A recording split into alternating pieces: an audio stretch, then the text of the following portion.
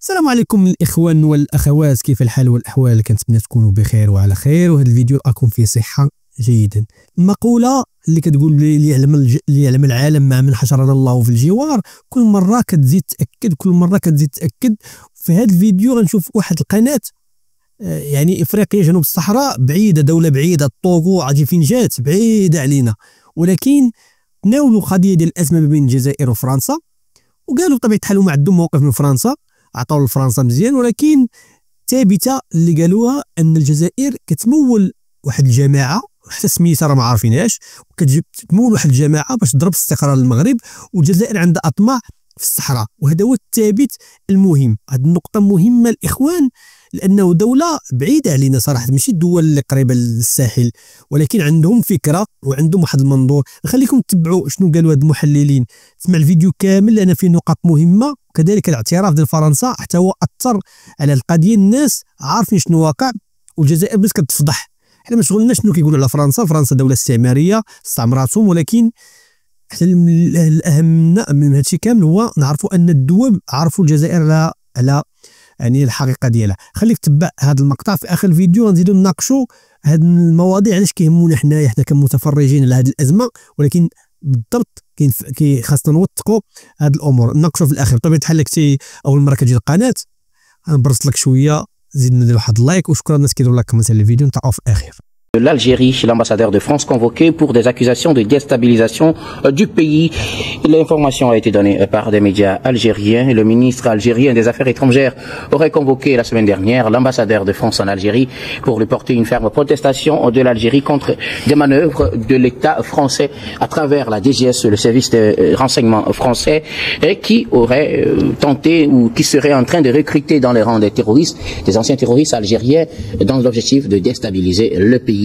L'information a été révélée d'abord sur ce recrutement à travers un reportage diffusé par la chaîne Al24 où le terroriste Aïssoui Mohamed Amin, 35 ans, aurait révélé justement cette information. Le coup aurait été déjoué par les renseignements algériens, et donc en réaction, l'Algérie a convoqué l'ambassadeur de France pour ces accusations de déstabilisation. Je commence par vous, Gabin. La France, on l'a accusé pour des faits pareils dans les pays du Sahel. Oui. Bon, on sait que dans les pays du Sahel, ce n'était plus le grand amour, et ces informations n'ont pas encore fini quand on apprend qu'en Algérie aussi, on accuse la France de vouloir déstabiliser le pays, et cette fois-ci à travers un recrutement des terroristes pour peut-être déstabiliser l'Algérie. À travers quoi exactement? Je ne saurais le dire. Vous savez, ce n'est pas du tout surprenant, parce que pour nous savoir comment les choses se passent actuellement, si toi seul tout le monde te pointe du doigt, c'est qu'à un moment donné tu dois te poser et tu dois te remettre en question, tu dois te remettre en cause par rapport à un certain nombre de choses. Et la France a subi les mêmes sorts pratiquement dans les pays de l'AES. La dernière fois, il y a un ancien agent de la DGSE qui a été arrêté au Niger, et aujourd'hui encore parle de la DGSE en Algérie. Ça veut dire que véritablement il y a un problème. La France et l'Algérie ont toujours eu des dissensions par moment, mais qui ne durent pas trop, hein, ça a toujours été éphémère, et ils reprennent de plus belles leurs relations. Mais ils n'ont jamais parlé de déstabilisation. Depuis quelques mois, oui, c'est compliqué entre la France et l'Algérie. C'est très compliqué, diplomatiquement c'est très compliqué.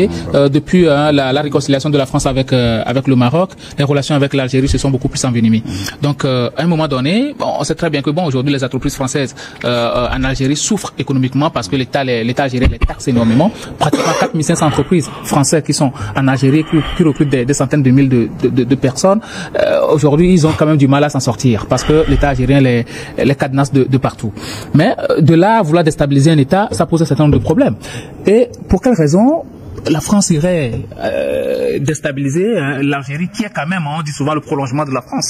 Donc ça pose un certain nombre de problèmes. Moi, cette déclaration faite par la chaîne, sur la chaîne Al24, par le terroriste, vous savez, moi je ne vais pas dire que ce sont des informations à prendre avec des pincettes, mais à un moment donné, il faut se rendre à l'évidence que on sait comment la France fonctionne quand cette France-là est en difficulté.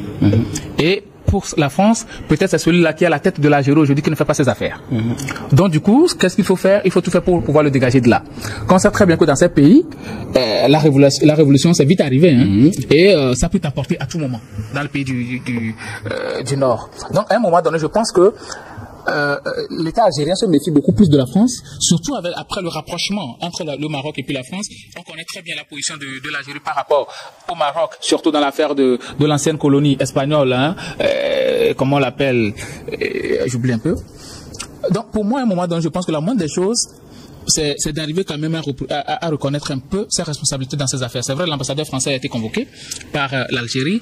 Je ne sais pas ce qu'ils ont eu à dire, puisqu'il n'y a pas d'information qui a été sortie, il n'y a pas de déclaration qui a été faite. Donc, je pense qu'à un moment donné, il faut pouvoir changer. Et la France aussi doit changer de paradigme par rapport à son fonctionnement, parce que on l'a toujours eu à le voir depuis le temps ancien, après les indépendances, quand la France est sentie en difficulté. Qu'est-ce qu'ils ont fait? Ils ont perpétré des coups d'État un peu partout pour mettre leur valet à la tête des États. Donc aujourd'hui, à chaque moment qu'ils se trouvent dans des difficultés, qu'est-ce qu'ils font? Ils font tout pour pouvoir enlever celui-là qui est à la tête de l'État, qui pour eux peut-être est en train de leur faire subir un affront, de les enlever et puis de placer un pion là-bas. Donc pour moi, je ne vais pas aller trop loin pour le moment. Sûrement on va encore revenir, mais cette déclaration, pour moi, me fait un peu froid dans le dos, quand on sait très bien que dans beaucoup de pays, la France a été citée comme un mauvais exemple, le Mali et autres là, avec les histoires d'espionnage et autres. Donc pour moi, vraiment, ça devient une catastrophe quand même pour la France, et aucun État en Afrique aujourd'hui ne va plus vouloir de la France, parce que pour eux, ça va représenter quand même une gangrène. Alors, Adam Adjrono, à part les pays du Sahel, pour qui c'est devenu très fréquent ces accusations contre la France, c'est l'Algérie qui accuse désormais la France de vouloir la déstabiliser à travers le recrutement des terroristes, des informations divulguées par la chaîne algérienne Al-24. Oui, vous savez, bon, loin de nous de porter un regard, en tout cas critique sur cette information qui, je le rappelle, on dit que c'était une information antidatée qui a ressurgi, en tout cas ces 2 jours, puisque l'information n'est pas nouvelle, hein, c'est pas. En effet, ça serait déroulé. Voilà. Du moins, la déclaration a été diffusée la semaine dernière. Tout à fait. Et l'ambassadeur a été également convoqué la semaine dernière. Ouais. Mais bon, ce qui laisse présager, en tout cas, lorsque nous parlons de temporalité, cela jette véritablement donc, en tout cas, un doute. Mais nous savons que c'est un État souverain qui parle, il a ses services de renseignement, il a tout ce qu'il faut pour véritablement donc parler d'un fait. Parce que nous allons nous en tenir au fait. Mais quelque part, je pense que si cette information-là s'avérait, ça voudrait dire quelque part que c'est ressusciter les vieux démons.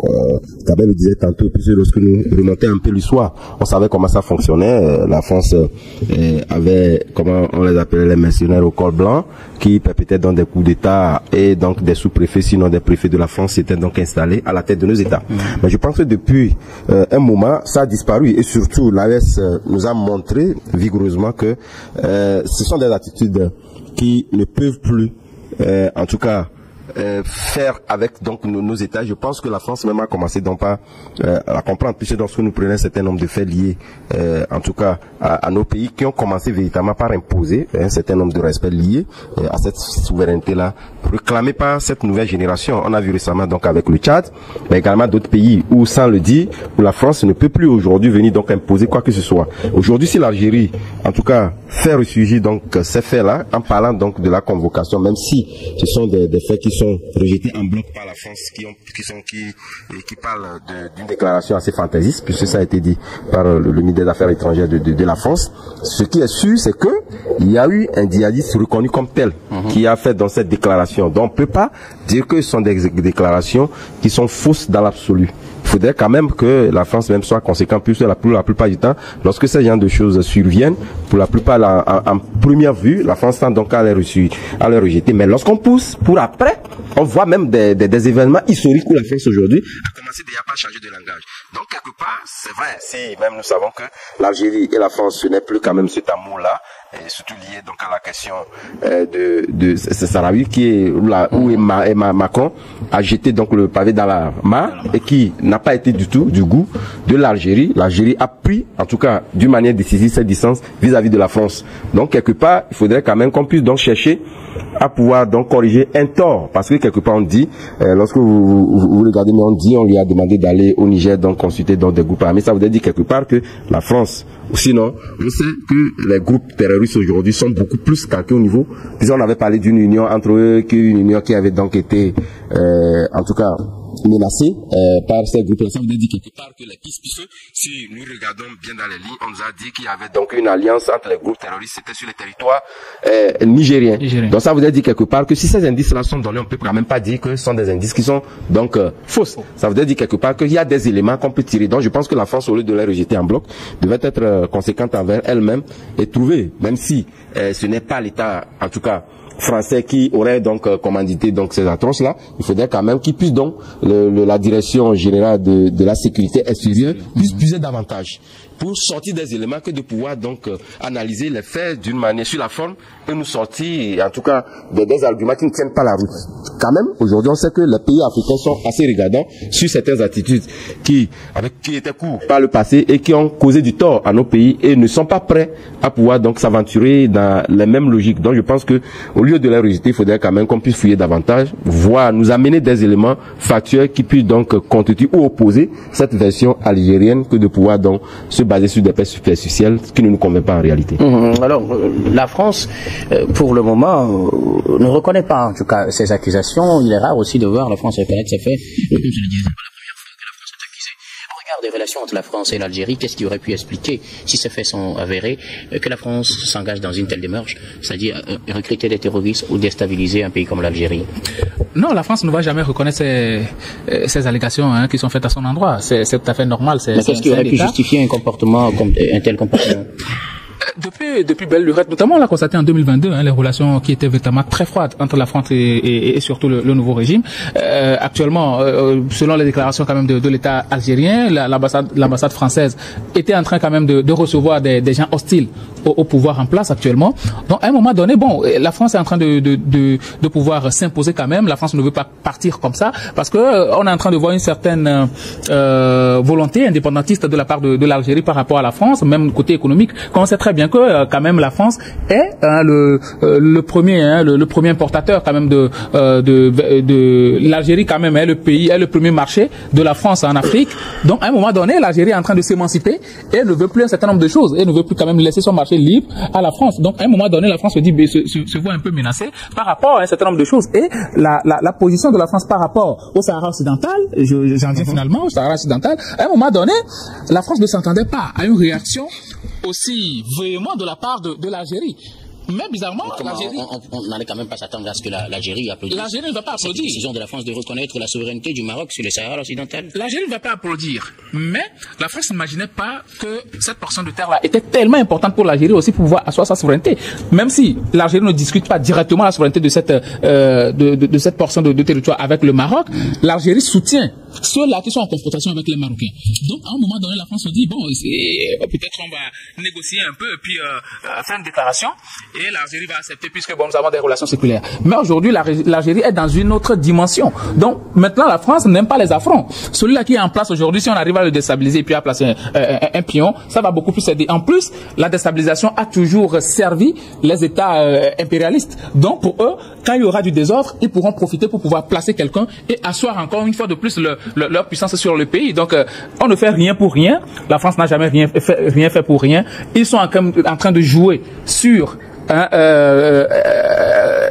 comment on le dit, ils sont en train de jouer quand même sur une portion très importante du pouvoir algérien, à savoir déstabiliser l'État. On sait très bien que le président algérien actuel n'est pas en de bon terme avec la France. Et les Algériens aujourd'hui sont dans la logique de pouvoir s'émanciper vis-à-vis de la France parce que la plupart des gens disent que bon, la France, l'Algérie, c'est le prolongement de la France et l'Algérie veut couper quand même ce lien-là, s'émanciper vers d'autres pays. On sait très bien qu'aujourd'hui, même dans les relations extérieures, l'Algérie s'est beaucoup plus rapprochée de l'Arabie Saoudite et puis de la Turquie ou autres pays. Adam, les relations entre la France et l'Algérie sont de plus en plus tendues. Depuis un moment, la France avait reconnu à fin juillet la souveraineté du Maroc sur le Sahara occidental, ce qui n'a pas plu à l'Algérie. En septembre, l'Algérie, ou bien le président algérien Abdelmadjid Tebboune devait faire une visite officielle en France. Et finalement, elle a été annulée. Est-ce que c'est des raisons quand même pour que la France aille jusqu'à vouloir recruter des terroristes pour déstabiliser l'Algérie? On ne peut pas les ignorer, même si dans l'absolu, on n'a pas les éléments pour véritablement soutenir cet état de choses. Mais l'hostilité nourrie de nos États vis-à-vis aujourd'hui de la France est d'abord stratégique, mais également remonte sur, en tout cas, les injustices de la France vis-à-vis donc de ces pays-là. Vous l'avez dit, lorsque vous prenez l'histoire, on l'a dit, puisque l'Algérie était considérée comme le prolongement de la France, et les accords également avec la France n'étaient pas totalement dans l'avantage des pays algériens. Mais lorsqu'aujourd'hui vous redessinez, en tout cas cette cartographie-là, que vous voulez véritablement qu'un certain nombre d'accords puissent être revus de toutes les façons, étant donné que, on a toujours dit, les pays n'ont pas d'amis, ils ont que les intérêts, ça voudrait dire quelque part que ce sont les intérêts de la France qui sont menacés à tout point de vue. Donc, face à ces intérêts-là, la France également a pris des décisions, parce que lorsque vous parlez de la question Sahraoui, qui était une décision historique, rares sont les puissances qui ont pu véritablement donc dire clairement, en tout cas prendre cette position vis-à-vis donc du Maroc, c'est quand même rare. Et justement, c'est audacieux de la part du président français. Mais cette audace-là est répliquée également sur, en tout cas, ces injustices-là causées par la France et qu'on veut véritablement donc corriger aujourd'hui, qui peut donc expliquer la question que vous avez posée. Merci beaucoup à vous. اذا كما شفتوا الاخوان غيجيك واحد التساؤل غتقول حنا اش كنصروا هذا الشيء واش كنديروا الدوله ديالنا راه ما بعيد على هذا الشيء حنا راه غا منشطين البطوله حنا كمغاربه عزنا البلاد ديالنا والقضيه الوطنيه ديالنا كنحاولوا نشروا هذا الشيء ونوثقوه باش نزيدوا واحد الزخم على هذه المعلومه وعلى هذه الازمه من حقنا نستثمروا في هذه الازمه الدوله الجزائريه كتستثمر في امور بسيطه جدا ضد الدوله ديالنا ما مسوقاش كتخدم وغادا مزيان حنا يعني ناشطين على هذه المواقع التواصل كمغاربه بصفه عامه مزيان نديروا هذا الزخم هذا باش الناس يعرفوا ان الجزائر ولات مفضوحه الزمن ديال السوشيال ميديا كاع الدول اللي عارفينها حتى الدول البعيده عارفين ان الجزائر تستهدف المغرب وعندها اطماع وكتمول واحد الجماعه ارهابيه اللي هي البوليزاريو. نشرح معك هذا الفيديو وغنبقاو دائما كنشرب بهذه انواع الفيديوهات لانه من حقنا اننا نستثمروا في الازمات ديال الدبلوماسيه والنظام الجزائري باش الناس يعرفوا مع من حشرنا الله في جوار. تفاعل معايا في هذا الموضوع وكتب لي الراي ديالك شنو بان لك في التحليل ديال وجهه النظر ديال الافارقه جنوب الصحراء حول هذا الموضوع. تبارك الله عليكم وتهلاو.